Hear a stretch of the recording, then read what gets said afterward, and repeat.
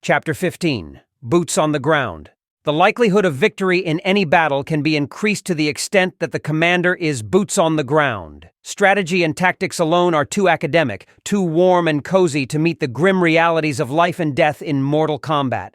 A more visceral awareness is needed, an awareness that forges the earth wind and fire of reality into a proper theater of war.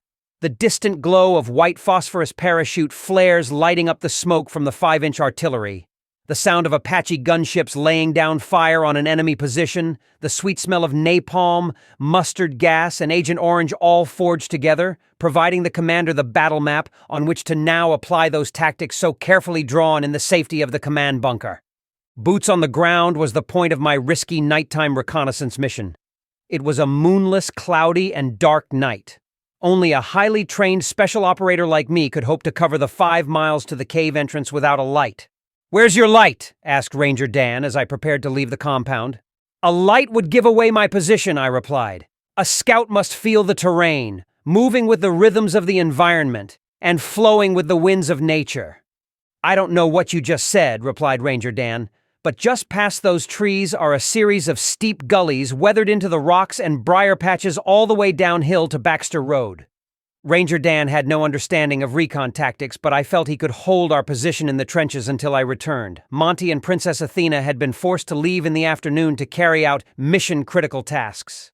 At about 1600, Tripper, Larry, and Jake engaged a superior force of insurgents, and using their personal vehicles as attack units, chased the enemy force back down the hill. When they failed to return to our trenches, I knew that they had been encircled and were fighting for their lives. This fact raised the stakes of my recon mission, as we would likely need to use the route I established for a unit breakout. The lives of my men depended on my success, and I was confident in my skills, talents, training, and experience. Ranger Dan, being one of my best men, was watching training videos in his trailer as I was leaving. He was so dedicated that he didn't leave the trailer as I made my way out of the compound. Rather, he just waved and smiled at me through the screen door. A brave warrior indeed, smiling and even laughing in the very face of danger.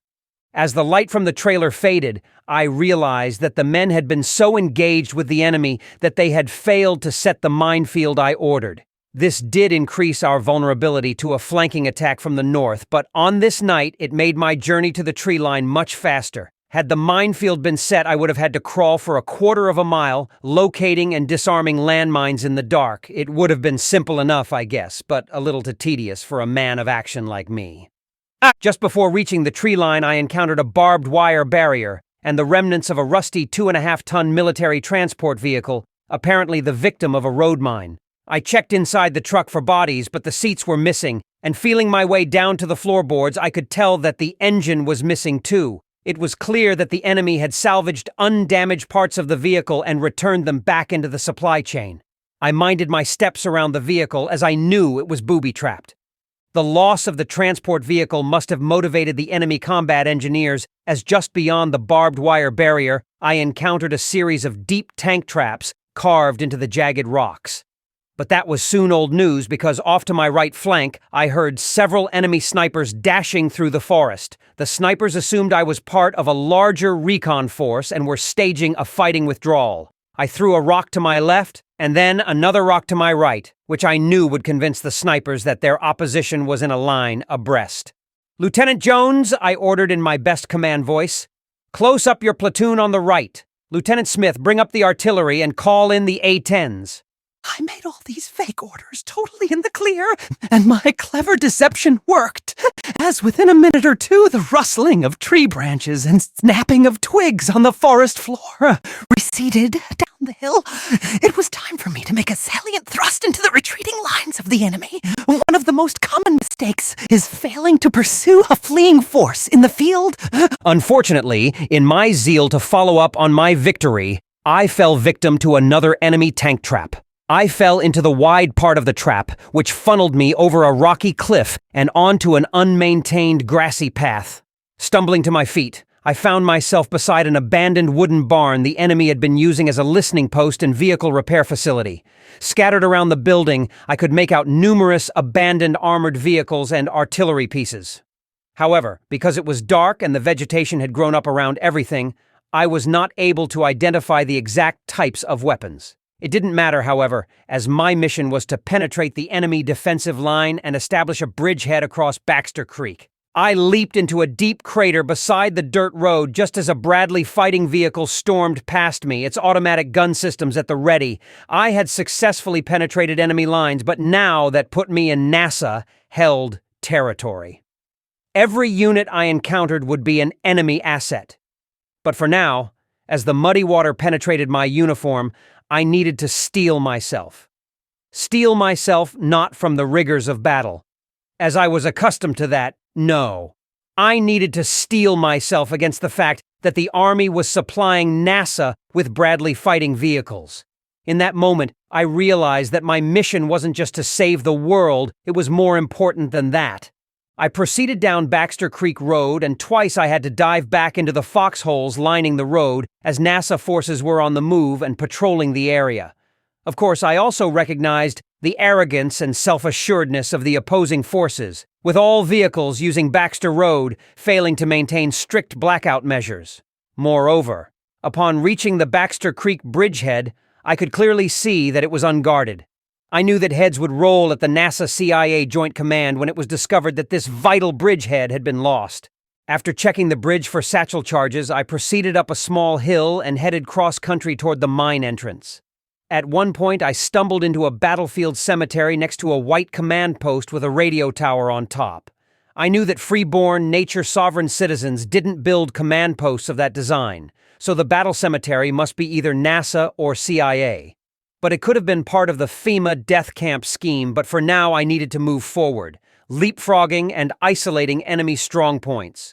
Rounding the edge of a jagged pile of old concrete slabs and twisted rebar, I recognized the open field described by Jake. The pile of concrete was remnants of old fortifications, destroyed in a carpet-bombing attack, and now, no doubt, vastly updated and improved. It was beginning to get light, and I could see the opening of the mine about one click away, and a wide kill zone with overlapping fields of fire. To the left was the grove of hickory nut trees that Jake had spoken of, and beyond the hickory nut trees was a cleared path leading down the hill. It was clear from my boots-on-the-ground assessment that a frontal attack was not wise, and my plan to rappel in behind the enemy's fortifications would send the enemy into a panic. I heard gunfire behind me, so I hunched down and made my way to the left, finally rounding the hill laterally and coming to the path that Jake said led to his house. With my reconnaissance complete and the enemy at my back, I quickly covered the one click down to Jake's house. Upon reaching Jake's house, I was stunned to see his car parked in the gravel driveway. This could have meant only one thing. Jake was driven back by the NASA forces last evening, and he was now being held prisoner in his home. Without even checking for guards posted around the building, I went into action. Taking my machete in my right hand and field marshal baton in the other, I charged the front door. However, the door was locked and I couldn't break it down. Just as I was about to execute a side window entry, Jake came to the door and I rushed past him, landing two-footed in the middle of his living room. "Take up arms," I ordered. "Jake, take the outside and I will clear the inside." "Sir," said Jake meekly, "there is nobody here but us." And I was asleep. Jake, Tripper, and Larry had been overrun by superior forces the night before and had been forced to retreat. They forced a road corridor to the east, and Jake was forced to fight alone all night defending his home. As we were driving in Jake's car west back through the corridor toward our base, I again stopped and checked the Baxter Bridge for satchel charges, and then told him he would soon be receiving a commendation for bravery under fire.